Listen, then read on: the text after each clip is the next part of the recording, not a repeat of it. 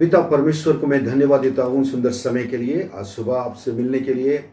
और ये वीडियो के द्वारा परमेश्वर ने मदद किया है और परमेश्वर के इस महिमा के लिए मैं धन्यवाद देता हूँ।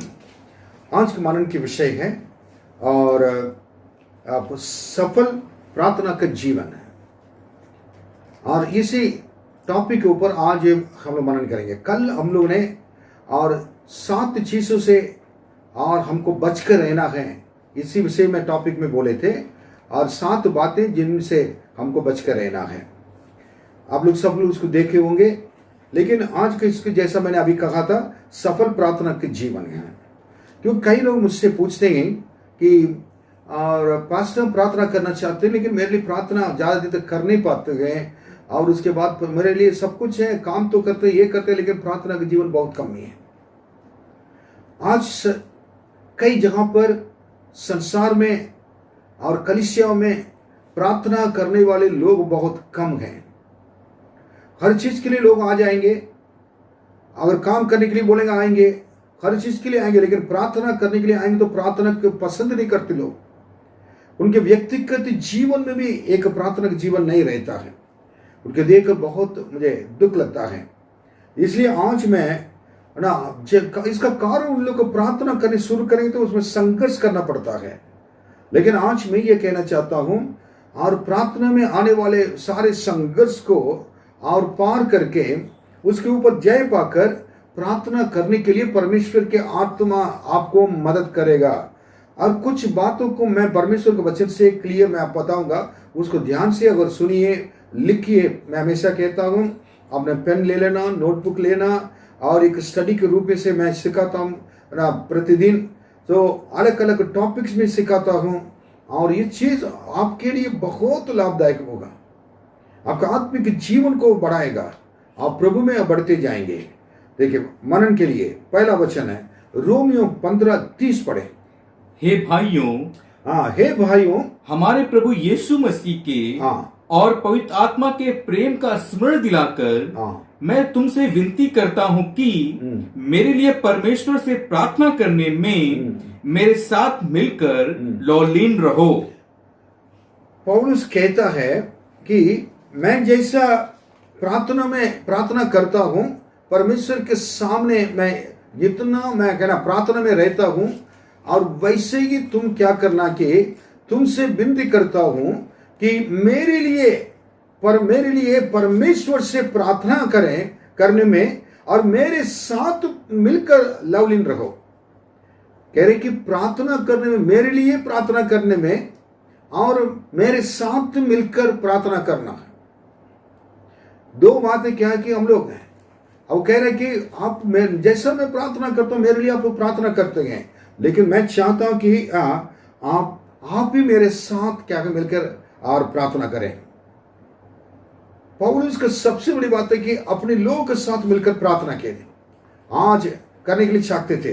आज सबसे बड़ी एक अच्छी बात यही कि इस कोरोना वायरस है ना, इसके बीमारी की वजह से जो लॉकडाउन चल रहा है, लोग घर से बाहर नहीं निकल पा रहे हैं। लोग घर के अंदर परिवार के लोग एक साथ रहते हैं। बाहर तो एक साथ कोई नहीं चल सकता है, लेकिन घर के अंदर परिवार के लोग एक साथ रहते हैं। इससे बढ़कर एक अच्छी बात नहीं हो सकती है प्रार्थना के लिए। जैसे कहता है कि आपने जैसा मैं जितनी प्रार्थना करता हूं, अब मैं परमेश्वर के सामने मैं भी लवलीन रहकर प्रार्थना करता हूं, वैसे ही क्या करना कि आप मेरे साथ मिलकर जैसा मैं प्रार्थना करता हूं वैसे ही आप भी प्रार्थना करें।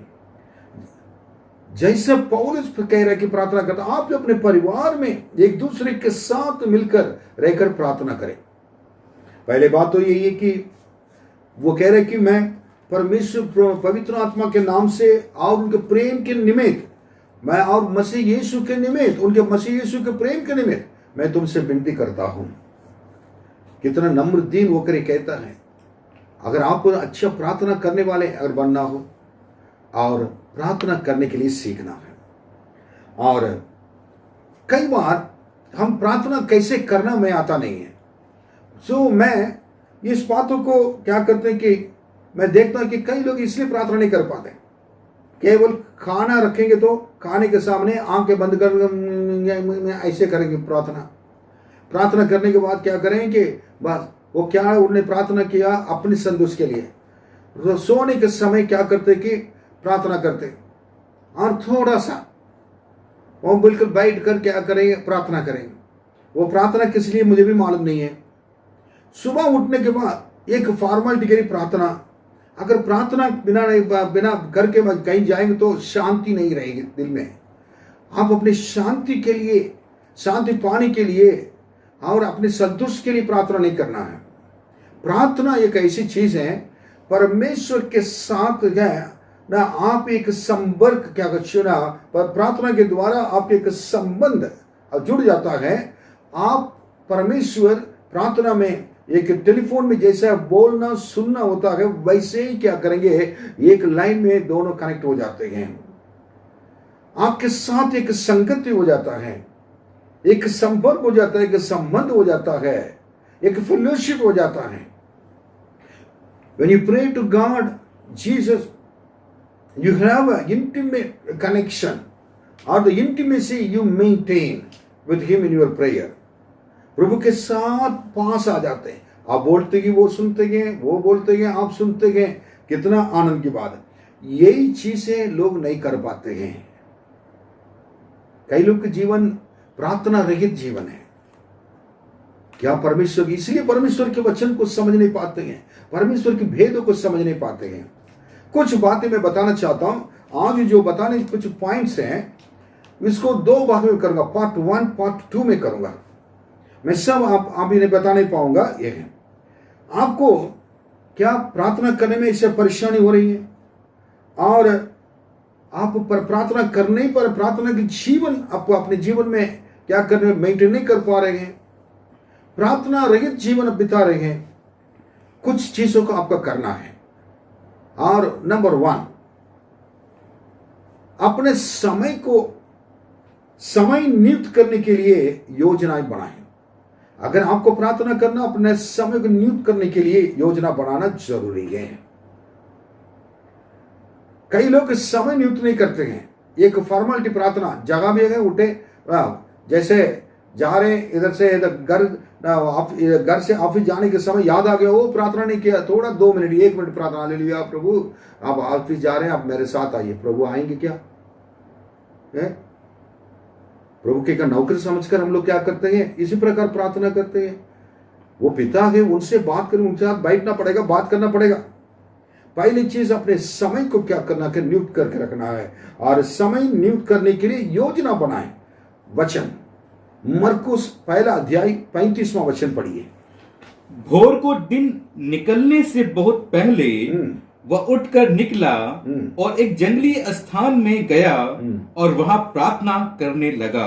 प्रभु यीशु भोर के दिन निकलने से बहुत पहले, मतलब अंधेरा है, थोड़ी देर के बाद क्या हो जाएगा, उजाला हो जाएगा, उसको जागते हुए मेरे ख्याल से 3 बजे 4 बजे के बीच में निकले होंगे। निकलकर वो उठकर निकला और एक जंगली स्थान में गया और वहां प्रार्थना करने लगा। उधर जाकर अलग, जंगली मतलब अकेला जाकर एक अलग स्थान में जाकर प्रार्थना करते थे। आपको मालूम है क्यों? अकेला इसलिए कि कोई भी किसी के शब्द सुनाई नहीं देगा। परमेश्वर आपका पिता आप हैं, उनके सामने जाकर घुटने टेककर प्रार्थना करने के लिए। आज जंगल में जाने के लिए तो कहा, सारे पेड़ को तो काट लिया, सारी दुकानें मकानें बना दिया, इधर जंगल में जाना मुश्किल है। अगर जंगल में जाना तो बहुत दूर कहीं जाएंगे, जंगली जानवर उधर मिलेगा। लेकिन एक अच्छी बात है कि आपके घर के अंदर ही कमरा है, और घर के अंदर ही जाकर अकेले बैठकर क्या है, आप प्रार्थना कर सकते हैं, ताकि कोई भी आपको डिस्टर्ब ना करे। You need to time. इस जगह पर क्या है, यीशु का टाइम देखिए, इंपॉर्टेंट। उन्होंने भोर के दिन निकलने से बहुत पहले यीशु को मालूम था कि ये समय द राइट टाइम है, अर्ली इन द मॉर्निंग प्रार्थना करना, भोर के समय प्रार्थना करना है। हम क्या करते हैं, उठेंगे 8 बजे, सोएंगे, पास्टर पूछेंगे तो सिस्टर ब्रदर आपने प्रार्थना किया? पास्टर मैं रात में 1 बजे 2 बजे सोई, रात में 1 बजे 2 बजे सोया, इसलिए प्रार्थना नहीं किया। क्यों? सुबह कैसे उठ पाएंगे? और जाड़े के समय आ गया तो 8 बजे पहले उठेंगे नहीं, और अच्छा रहेगा।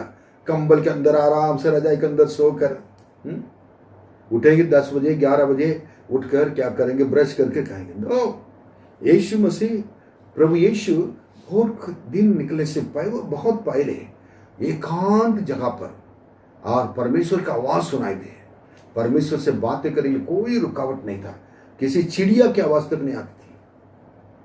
आप ऐसे करके देखिए, जब तक आपने अपने प्रार्थना के लिए एक समय को निकट अब नियुक्त नहीं करेंगे, तब उसकी नियुक्त करने के लिए योजना नहीं बनाएंगे, तब तक आपके जीवन में आप सफल प्रार्थना जीवन नहीं हो सकता है। कैसे? मैं और एक बात बताना चाहूँगा, कई लोग के पास समय नहीं रहता है प्रार्थना के लिए। खाने के लिए समय है, बैठने के लिए समय है, टीवी देखने के लिए समय है, ऑफिस में काम करने के लिए समय है। मैं नहीं करने के लिए, मैं करने के लिए नहीं मना कर रहा, करना है। लेकिन जितना भी आप बिजी होंगे, परमेश्वर किस से बात करने के लिए क्या करना है कि समय निकाल सकते हैं। एक परमेश्वर का एक दास है, एक ब्रदर है, विश्वासी हैं, एक मैनेजिंग डायरेक्टर थे। उन्होंने क्या था कि ना सुबह जाकर क्या करते हैं ना, वो जाकर क्या करते अपने फैक्ट्री में काम करते थे। उन्होंने एक बार कहा था इसी प्रकार, pastor, if I can not talk to God early in the morning, it will be impossible for me to talk to any man. In other words, if I cannot encounter with God every day early in the morning, it will be impossible for me to encounter with God, with the man in this world early in the morning. मतलब मैं इसके बाद क्या कह रहा है कि मैं जब तक परमेश्वर से मिल नहीं पाऊंगा, उनसे बात नहीं करता हूं, किसी भी इंसान से बात करना मेरे लिए असंभव है। जब परमेश्वर से बात करूंगा, उसके बाद मैं किसी से भी बात कर सकता हूं। अर्ली इन द मॉर्निंग, सुबह उठकर किससे बातें करते हैं? अभी कितना कोरोना बीमारी ने बंद कर दिया, बाहर नहीं जा सकते हैं। आप समय देखिए, आप सुबह उठकर परमेश्वर के सामने घुटने टेकर प्रार्थना कर सकते हैं, परमेश्वर के सामने आप रो सकते हैं, परमेश्वर से कह सकते हैं, आप मुझसे बातें करिए, प्रभु कह सकते हैं। Hallelujah, hallelujah. It's a very good experience to have fellowship with God in the morning, early in the morning. प्रभु के एक बहुत एक आनंद की बात है कि प्रभु के साथ इसी प्रकार ना संगति करना है। ओके, नीति वचन 8वां अध्याय 17वां वचन में क्या लिखा है? जो मुझसे प्रेम रखते हैं, हाँ, उनसे मैं भी प्रेम रखती हूँ। हाँ, और जो मुझको यत्न से तड़के उठकर खोजते हैं, वे मुझे पाते हैं। देखिए, परमेश्वर को और जो मुझे यत्न से तड़के उठकर खोजते हैं, यत्न से मतलब यही भोर के समय से होते एकदम अर्ली इन द मॉर्निंग उठकर परमेश्वर की खोजना है। यही खोज कर जाकर अकेले जाकर प्रार्थना किए थे पिता से। जो खोजते हैं सुबह उठकर वो मुझे पाते हैं। प्रभु के वचन है, अगर खोजेंगे तो, समय निकालेंगे तो, हम समय नहीं करेंगे तो उस समय परमेश्वर भी क्या करेंगे? आपके पास आएंगे। परमेश्वर ने मूसा से कहा, कल क्या करना है कि तुम समय निकाल कर आ जाना है तंबू में। पुराने नियम में उस समय तंबू बनाते थे, वो लोग वो जाकर आराधना करते थे। मैं तुमसे बात करना चाहता हूं। कहने के बाद मूसा ने परमेश्वर की बातें सुनकर तैयार हो गया था। दूसरे दिन सुबह उठकर बिल्कुल अपने आप को तैयार कर पहले से जाकर बैठ गया था। बैठने के बाद बात क्या थी कि परमेश्वर क्या थी कि थोड़ी देर के बाद ये अंदर जाकर बैठा हुआ था। अब परमेश्वर बादल पे नीचे उतरकर बादल के बीच में से होकर और मूसा के पास आकर और बातें करते थे। लिखा है, God talk to Moses face to face. इस सबसे बड़ी बात इसमें क्या बताना चाहता हूं, अब अगर मूसा समय नहीं निकलता है, निकल कर जाकर नहीं बैठता है, परमेश्वर जगह पर आते हैं। अगर मूसा नहीं रहते हैं कौन की परमेश्वर किससे बात करेंगे? कौन पहले गया था? मूसा पहला गया था। कौन बात में आए थे? परमेश्वर बात में आए थे। अगर आप जाकर, आपके पास समय है, if you take out time and go and sit before God, then God will come and talk to you in his own time. अगर आपने समय निकाल कर जाकर अगर अपने प्रभु से बात करने के लिए जाकर बैठ गए, प्रभु खुद आकर अपने समय पर आपसे बातें करेंगे, क्योंकि God respect your time also. परमेश्वर आपके समय को भी क्या करते हैं? सम्मान करते हैं। इसलिए जो मुझे खोजते हैं, मुझे पाते हैं, जब आप प्रभु को मालूम पड़ेगा ये खोज कर समय निकाल कर आकर बैठा है, मुझे जाना है, उनसे बात करना है, वो मेरे बेटा है। प्रार्थना करने वाले व्यक्ति को परमेश्वर व्यक्ति से बहुत प्रेम करते हैं। Hallelujah, hallelujah, hallelujah, hallelujah. I am talking very seriously, I am talking about very seriously about this matter. प्रार्थना अगर नहीं है, मेरे जवान बच्चे, आज जवान बेटे बेटियां, मेरे भाई बहन, माता पिता लोग, आपकी प्रार्थना की जीवन क्या है? यत्न से तड़के उठकर प्रभु को खोजते हैं, प्रभु के पाते हैं प्रतिदिन। आप क्या आपके पास गवाही है? आज प्रभु ने मुझसे बातें किया है। Hallelujah, hallelujah. प्रभु से बातें करें। दूसरी बात मैं बताना चाहूंगा, रुकावटें के लिए, आपके जीवन में जो रुकावटें आती हैं प्रार्थना के लिए, उसको हटाएं। You remove all obstacles that comes before you, that stops you from praying. आपके प्रार्थना करने का, प्रार्थना को रोकने वाले सारे रुकावटों को क्या करना? दूर करना। पढ़िए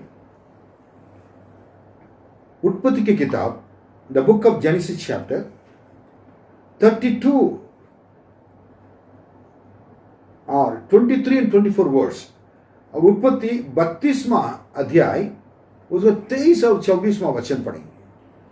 उसने उन्हें उस नदी के पार, और उसने उनसे उस नदी के पार उतार दिया, वरन अपना सब कुछ पार उतार दिया, और याकूब आप अकेला रह गया। बात के 24वां वचन, अब याकूब आप अकेला रह गया। तब कोई पुरुष आकर पौ फटते तक उससे मल युद्ध करता रहा। और वो शाम को इनके एक्चुअली उनके बड़े भाई से बहुत डर था, वो आकर उसको मार सकता था। एसा ने, एसा को धोखा देकर गया हुआ था सारे आशीष को लेकर, लेकिन उसके बाद कई साल के बाद अपने बच्चे भी ना पत्नियों के साथ आ रहा है। उसको किसने रास्ता में बता दिया? आपके भाई आपको मारने के लिए आ रहा है। वो डर के मारे उसने क्या कर दिया, सारे अपने और पत्नियों को और बच्चों को क्या कर दिया कि नदी पार कराकर मुझे भेजिए, तुम चले जाओ। तब अकेले याकूब आप अकेले रह गया था। उस शाम को रात हो गया, और तब कोई रात में प्रार्थना करने शुरू किया।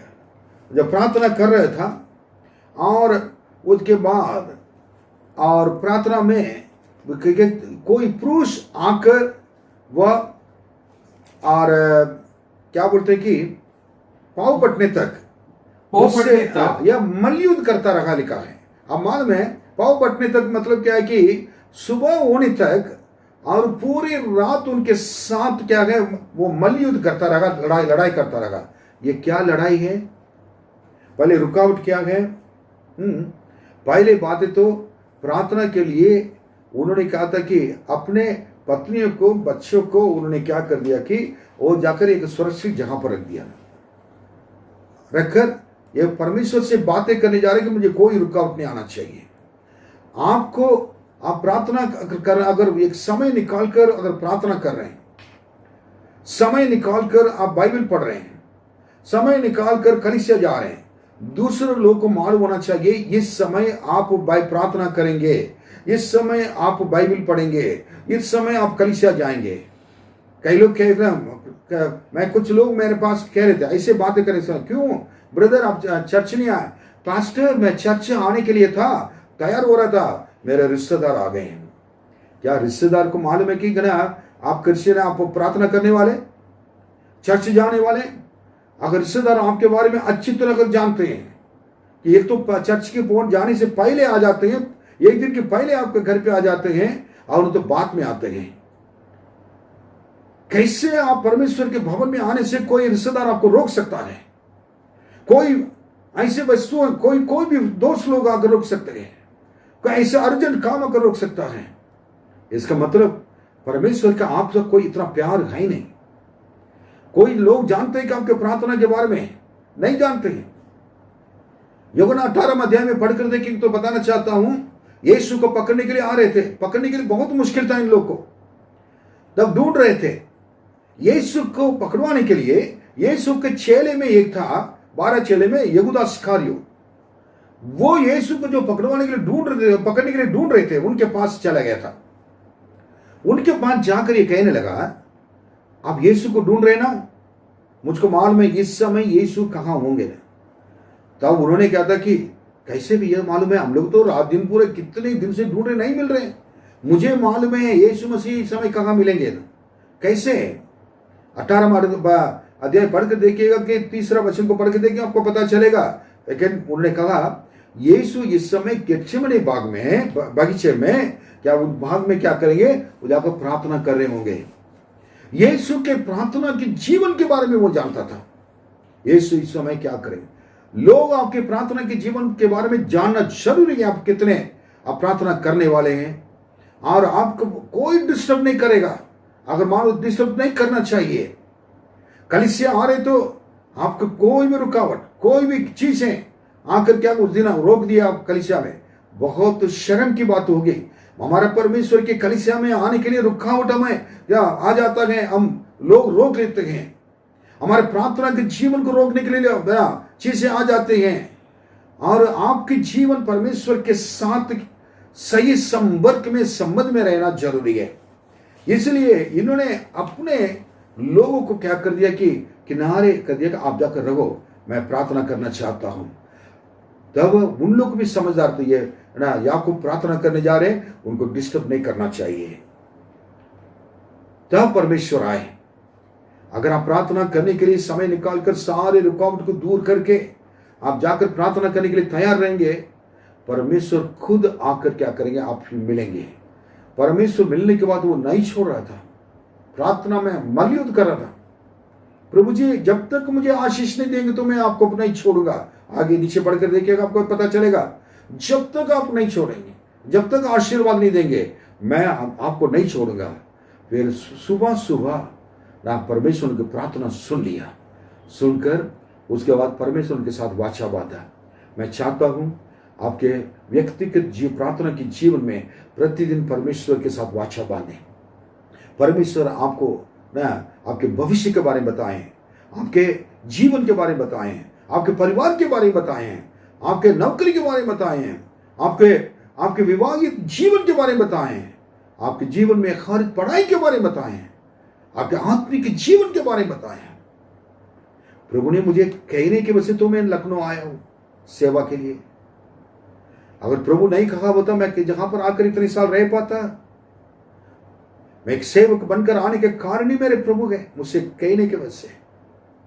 अपने जवानी के समय मैंने प्रभु को छोड़ता नहीं था एक सेकंड भी।